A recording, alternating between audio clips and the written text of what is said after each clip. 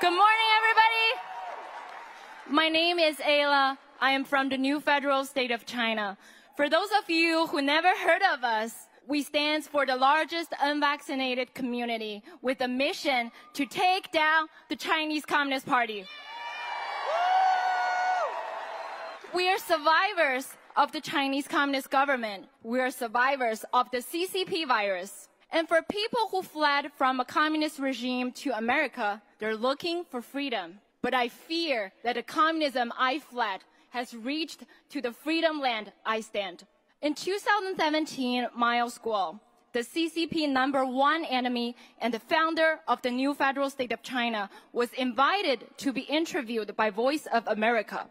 Mr. Guo's interview was scheduled to last long 3 hours, and in which he was going to expose massive corruption around CCP top officials and their family members. Sarcastically, officials of Voice of America chose to take orders from Beijing after a few calls and threats of the Communist Party.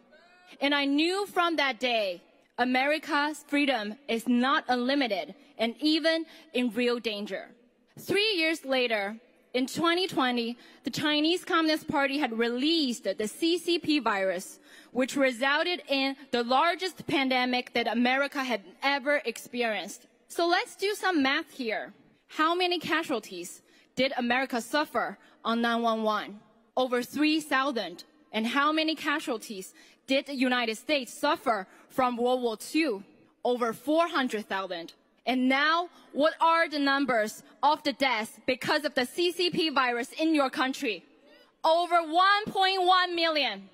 The CCP virus has killed 3 times more Americans than World War II. And that's not the end of it.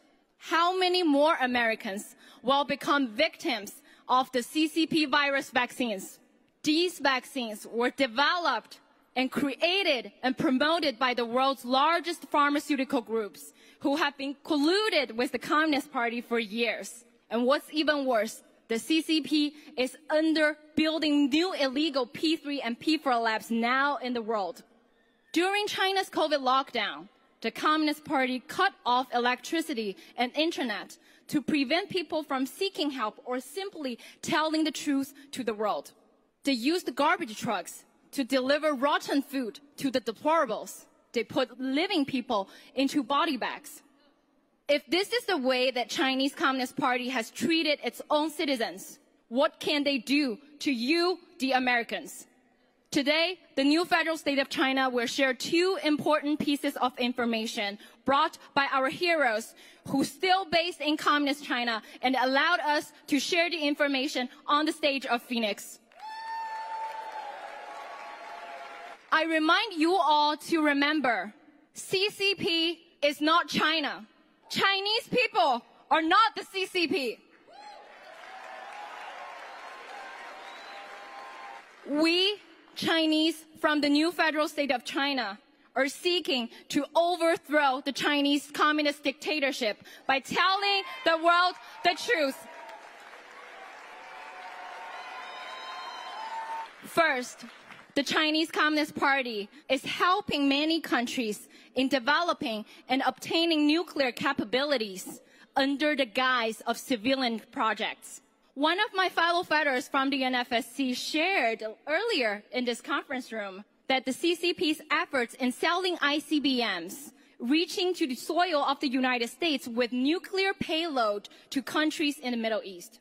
And second, the Chinese Communist Party has been entered spy communication agreements with the neighbor countries of the United States. And these spy partnerships include equipping Honduras, Venezuela, Cuba, Dominica, Brazil, and Argentina with CCP technologies and personnel in monitoring U.S. military operations and communications, and all in preparation for warfare against the United States.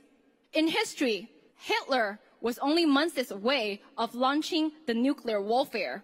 And today, the dictator Xi Jinping was able to obtain massive nuclear capabilities and initiate such warfare at any time.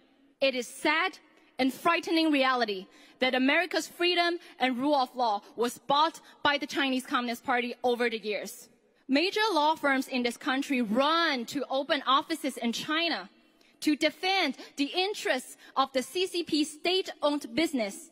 Silicon Valley's handed over sensitive technologies to the Communist Party, let alone Wall Street, who have been colluded and slept with the communists for decades. So America, it's the time to stop funding your biggest enemy in this world. It is the time to decouple from Communist China.